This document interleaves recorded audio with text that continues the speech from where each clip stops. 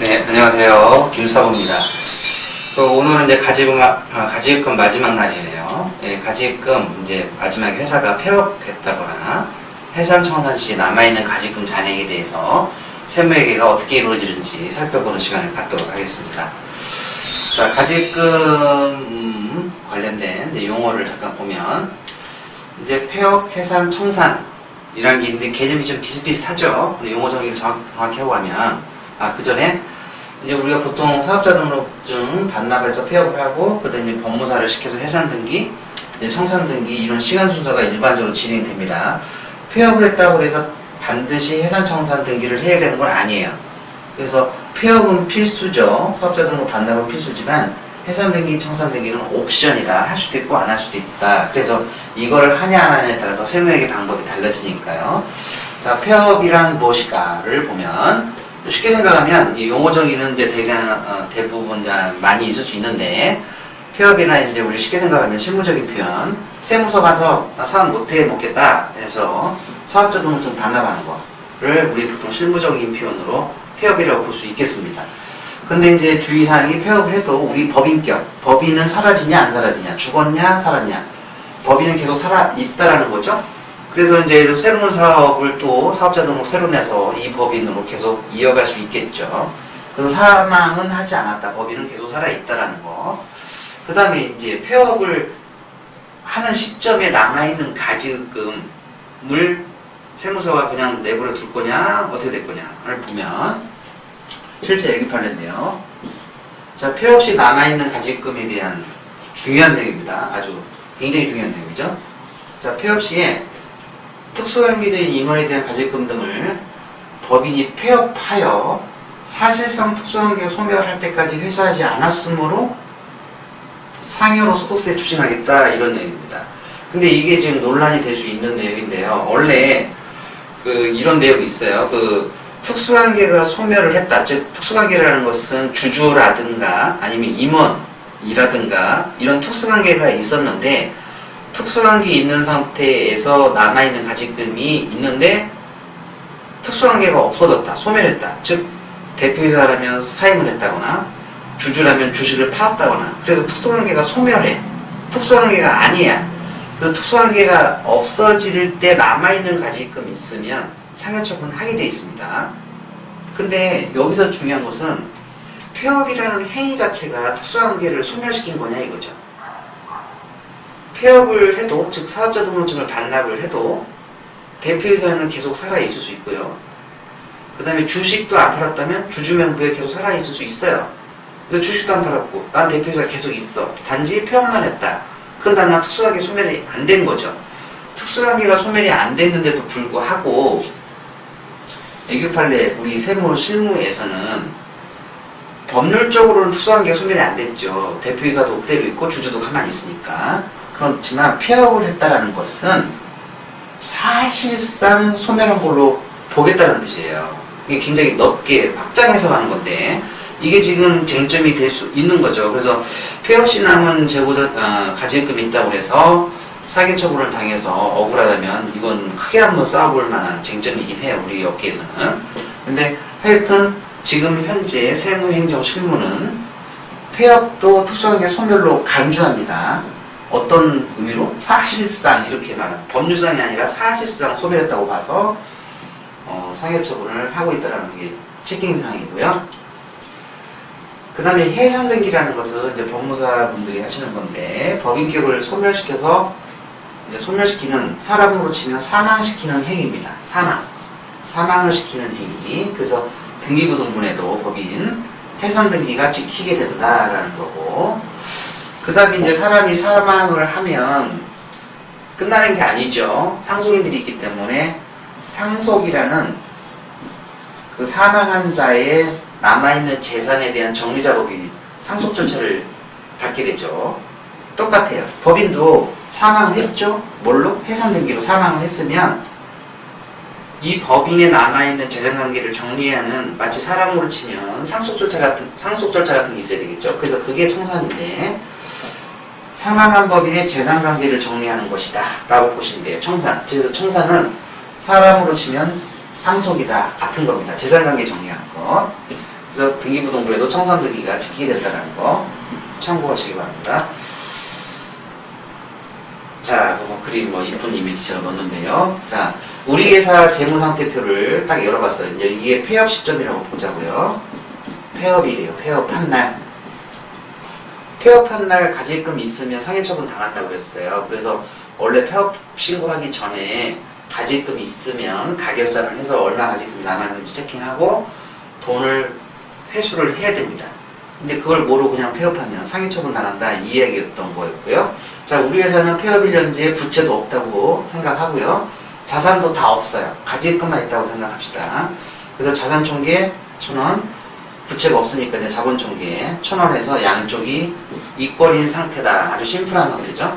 자, 그랬었을 때 이 가지금 1,000원의 구성 원인을 보면 내가 투자금, 자본금 700원과 300원 이렇게 쪼개진다는 거죠. 1,000원이 구성 요소가 자본금 내가 투자한 돈 700원과 그동안 장사 잘해서 번 잉여금 300 이렇게 구성되어 있다 이거죠. 그래서 내가 투자한 돈 1,000원 빼갔고요. 아니 700원 빼갔고요. 내가 그동안 흑자 난 거, 이익 낸 거 300원을 가지금으로 빼갔다는 뜻이에요. 자, 그래서 여기서 지금 이 문제가 자본금 700원 쪽 얘가 지금 문제인데요. 자, 보시면 이 자본금 700원은 어떻게 보면 이 자본금 700원어치를 빼간 것은 내가 당초에 투자한 돈, 주주로서 투자한 700원을 그냥 회수해간 것이다 라고 볼 수 있겠죠. 근데 투자금 회수한 건데 그게 왜 소득이냐 이거예요. 그게 왜 내 보너스 상여금이냐 이거죠. 나는 내 투자금 원금을 찾아갔던 것 뿐인데, 그래서 이 부분은 억울하다는 거죠. 잉여금 300원 빼간 것은 덜 억울하죠.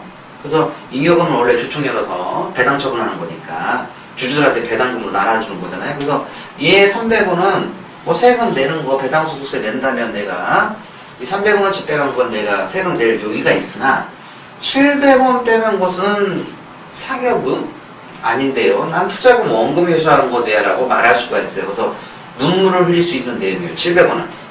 자, 그래서 이게 전액 폐업 시 남아있는 1,000원, 즉 700원도 상해 처분하는 게 맞느냐. 네. 결론은 가지금 700원 포함해서 1,000원에 대해서 다 상해 처분한다. 그게 현재 세무 실무다라는 겁니다. 그래서 요거 나의 명분이 있다. 난 투자금 빼간 거, 투자금 찾아간 거니까 세금 안 내라고 말을 할 수가 없다는 거예요. 주의사항입니다. 자, 그 다음에 계속 보면 그래서 폐업 시에 남아있는 700원도 포함되어 있는 이 1,000원에 대해서 전액 상해 처분해서 소득세를 추징하게 된다 라는 겁니다. 그래서 이게 싫으시면 어떻게 되죠? 폐업 신고하기 전에 폐업 전에 가지금을 법인통장에 넣어놔야 되겠죠. 법인통장에 입금하고 폐업 신고를 하면 상관이 없어요. 가지금을 입금하고 폐업 신고를 해야 돼요. 자, 그 다음에 이제 폐업하고 청산은 옵션이라고 그랬어요. 이건 반드시 해야 되는 건 아니고 할 수도 있다는 거예요. 법무사를 시켜서. 근데 청산을 했어요. 법무사를 불러가지고. 청산까지 했다면 가지금 1,000에 이 1,000원을 입금했든 안 했든, 그러니까 심지어 입금을 안 했어도 폐업일날 돈을 입금 안 했어도 청산까지 가면 이 300원만 세금 추징하겠다는 뜻이에요. 청산을 하면. 그래서 의제 배당, 배당 받아가던 걸로 의지해서 소득세를 추징한다라는 겁니다. 그래서 이 경우는 다시 보면 폐업 시 가지금은 이제 통장에 안 넣어놨죠. 1,000원을 상여 처분하지 않는다. 이 300원만 배당세로 추징한다라는 것입니다. 이게 큰 골격입니다. 그래서 만약에 폐업이라 돈을 못 넣어놓으면 가만히 있으면 안 돼요. 청산을 안 하게 되면 이 1,000원에 대해서 전액 상해 처분 당할 위험이 있기 때문에 청산 절차까지 밟아줘야지 300원만 내고 끝날 수 있다라는 거고요. 자, 실무자 입장에서 최종 결론입니다. 근데 크게 보면 경우의 수가 두 가지가 있겠네요. 우리 사장님께서 폐업 시 신고하기 전에 가지금을 회수를 안 한 경우랑 돈을 어디서 구해서 넣어놓은 경우예요. 근데 이 경우는 실무적으로 많지도 않을 뿐더러 문제도 별로 없죠. 얘는 뭐 문제가 될 게 없어요. 문제는 얘죠. 돈을 안 넣어놓으셨어요. 그래서 상해처분 1,000원 이야기예요. 다 당하는 양. 자, 보시면 이 경우도 다시 두 가지 경우 나눠지겠네요. 돈을 안 넣어놓으셨는데 옵션인 청산 절차까지 진행할 수도 있고 안 할 수도 있잖아요. 그죠?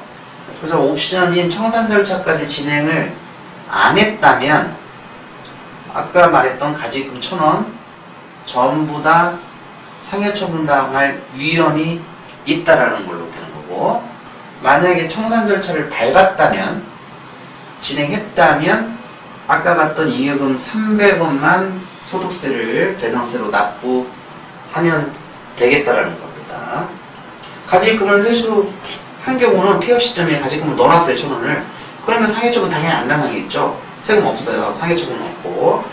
그런데 가지금도 회수했는데 청산절차까지 진행했다면 청산절차 진행하면 무조건 잉여금은 세무서를 납부하셔야 돼요. 이 경우랑 똑같아요. 같아요. 자, 이런 상황이거든요. 좀 어렵죠? 경우의 수가 막 쪼개지니까 다시 정리하겠습니다. 밑에 건 잊어버리세요. 가지금을 회수한 경우는. 가지금 안 넣는 경우가 문제니까. 우리 실무자 입장에서, 즉 대표이사님 입장에서는 어떤 고민이 되시겠냐면, 돈을 아차 싶어서 돈을 못 넣었어요. 그리고 폐업을 해버렸네요. 자, 그 다음 사장님은 고민을 뭘 해야 되냐면, 청산 절차를 밟을 거냐 안 밟을 거냐, 이 고민이 있겠죠. 돈은 이미 안 넣어놨으니까.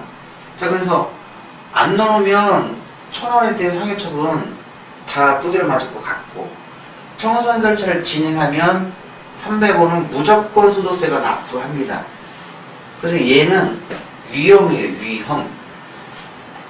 운이 좋으면 안 될 수도 있어요. 원칙적으로 내야 되지만 세무조사 안 나오면 안 나오겠죠. 1,000원에 대해서. 근데 나오면 추징당할 수 있어요. 위험하다는 얘기고, 얘는 청산 절차를 진행하는 순간 무조건 나오는 세금이에요. 얘는 확실한 세금이에요. 300원은. 얘는 1,000원은 불확실한 세금이에요. 자, 그럼 여기서 위험 성향이, 대표 이사님께서는 자기의 위험 성향으로 판단을 하셔야 돼요. 위험 성향. 나 위험한 거 정말 싫어. 다리 뻗고 자고 싶어. 이러신 사장님들은 청산 절차를 진행해서 300원에 대해 세금이 나오더라도 진행을 하는 거죠. 확실한 세금 납부도 하신다는 가정입니다. 1,000원이 아니라 300원에 대한 세금이니까 좀 줄어들겠죠, 많이. 나 위험한 거 좋아해.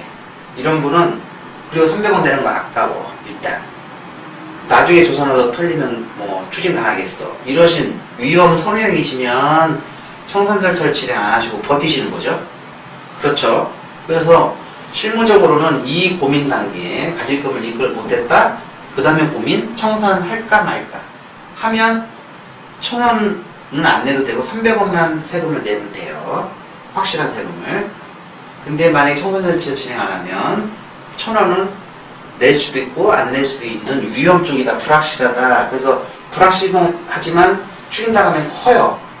얘는 확실하지만 적어요. 그래서 어느 쪽으로 가실지는 우리 경영자분 위험 성향에 따라서 달라지는 거니까 알아서 판단을 하셔야 되겠죠. 이건 저도 뭐 판단 어떻게 해드릴 수가 없습니다. 그 다음에 이제 폐업시 가지금을 회수를 이쁘게 해놨어요. 자, 그러면 가지금이 없는 거니까 세금 당연히 없겠죠. 상해처분 없습니다.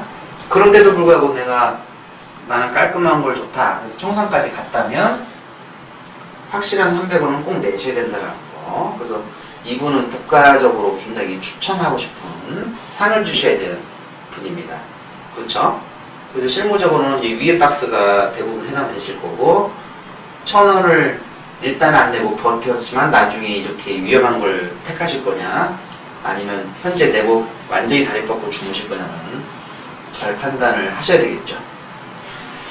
네. 그래서 이상으로 우리 가지금 시리즈 6편에 걸쳐서 살펴봤는데 어떻게 도움 좀 많이 되셨습니까? 예, 그래서 혹시 뭐 다른 주제로 가지금 관리해서 중요한 이슈가 뜨면 다시 한번 또 보강을 하는 시간을 갖도록 하겠습니다. 이상으로 가지금에 대해서 우리 김사부가 설명을 모두 마쳤는데요. 네, 일단 여러분 감사합니다.